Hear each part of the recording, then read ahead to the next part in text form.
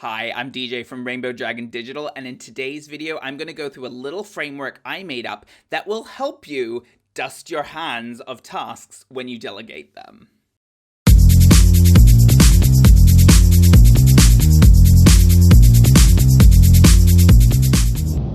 If you haven't subscribed to my channel already, please do. It will help me a lot, and it will mean that that you will get notified when I release new videos. So today we're going to talk about delegating tasks. And so in the 5 steps of creating a content marketing strategy that I talk about in my other videos, the last step is managing your resources. What that usually means is either managing your own time so that you can get it done, or managing other people, whether that's a freelancer, whether that's a team member, to get the tasks done that you need to do for the channels you're advertising on and the content you need to produce. What a lot of leaders often do when they are delegating a task to someone is they feel like they tell them how to do the task, they tell them what to do, or they tell them how to do it, and then they're done. They absolve themselves of responsibility, they check in at the end, find out that it hasn't been done properly, and the project gets delayed.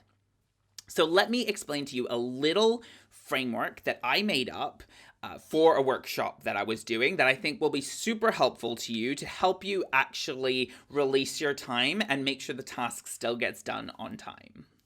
So this framework is the DUST framework, to dust your hands off from the task, right? The first letter is D.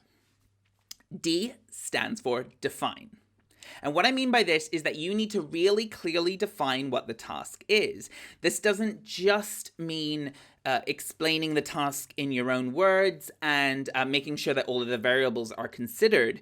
What it really means is making sure that the other person has understood what the task is. So it's not just making sure that you feel you have explained the task well, it's making sure that that person has understood it. This is especially important for a freelancer, especially a new freelancer. If they are not familiar with your business yet, you need to spend that bit of time making sure that they understand you and you understand them, and you're both on the same page about this task that needs to be done. But it's not only true for freelancers. If your team members are involved, it might feel like eventually you can start skipping over a lot of the defining, but as you start having a little bit of a relationship and understanding of each other. But try to remember to keep in that habit of defining the tasks properly to make sure that nothing slips through the gaps. Now, the next letter is U, and U stands for updates. What I mean by this is that you need to make sure that when after you've defined the task and you've set them on their way, the next time you check in with them is not the deadline. Because if you wait until the deadline, then if there were any problems along the way, they might not have brought that up with you. Usually with a freelancer, you'll find that the freelancer will bring up any issues or probably will schedule updates with you anyway. But it's important that you have in your diary updates that are happening so that you can make sure you're still on the same page with the person you've delegated the task to. This is super important to keep your task on track for the deadline that you've set. Otherwise, it's way too easy to go off deadline because I don't know if when you're watching this, whether you've managed tasks before, but inevitably with any project, there is always something that we didn't think of at the start, or a new problem has cropped up, or, a virus gets released into the world, and things have to change. So having these regular updates means there is a point that you're going to get an update, and it also is just peace of mind for you that you don't have to keep thinking about this in the back of your head because the next update is coming. The next letter is S, and S stands for support. So this is really important, and one that I feel sometimes leaders don't want to do because they feel like it's more work. But if you don't provide support when it's needed, the task will inevitably take longer. What I mean by support is that during those updates that you have, you need to be checking that you're still on the same page, that if any problem has cropped up, that the person you've delegated to has all the tools that they need to solve that problem themselves. This is a very important point. You are not there to solve the problems for them. You are there to make sure that they have the tools to solve the problems themselves. If you end up solving the problem for them, you will not be delegating anymore. You'll be doing the work and just pressing a button on a person to get bits done. Okay, so it's really important that you're making sure that you're empowering the person that you delegated to do the job, but you're providing whatever support you have to provide as the leader, as the one who has the information in their head, as the one who maybe has creative control. Obviously, support looks slightly different depending on who you're delegating to. If it's your team member, support might look a little bit more like you helping them along, teaching them how to use a tool, giving them creative input. If it's a freelancer that you're delegating to, you might find that the support involves more like giving creative input, more like just making sure you're on the same page and making sure that they know how to use the tools that are integrated into your business. The last letter is T, and T stands for thank.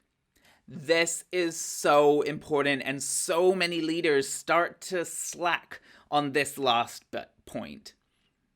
Thanking is an incredibly important part of the delegation process because it not only means that the person feels gratitude to you for having this task and doing a good job at the task, but it also means that they understand what you like, right? So let me explain that a little further. This is essentially positive reinforcement. So what you do, I'll give you an example. One of my clients that I work with 1 day a week, they are really, really good at this because the entire team is remote. And what they do is we have this task management system, and every time a task is done or there's an update on a task that's come in, they're really good with saying, thank you for doing this way. It's really helped me. So as an example, it might be, thank you for being really clear about what the problem is here. It's really helped me to understand what needs to be done next. Here's what I think. Or if somebody has said that they're unable to do something or that they don't have time, they would say something like, thank you for being clear about your boundaries. This helps me plan the project better. And so you even for things where there's something that's not gone right, you can still use thanking as a way to emphasize the parts that you enjoy about working with someone. But it's also really, really important for morale, especially in a year like this year, in 2020, where we're all needing a little bit of human connection. And if you're forgetting to thank your team members or thank the people that are doing work for you for doing the work that you're working on together, you'll start to have less of a positive relationship with that person. But more importantly, when you do thank them, you have an extra positive relationship. And that means more to people than any other time that I've been working. So I hope that that framework was a little bit helpful to you in terms of learning how to make sure that when you delegate tasks, it's really done in a way that makes sure the task gets done on time and the people you're working with are happy and you're happy with the result. If you haven't subscribed to my YouTube channel yet, please do. It will really help me a lot. And please feel free to comment and let me know what you like, what you don't like. If you want to see more of something, if you need help with something, please feel free to get in touch. I want to help you even if you don't have the money to hire a freelancer. Get in touch. I'm happy to have a conversation and see how I can help you.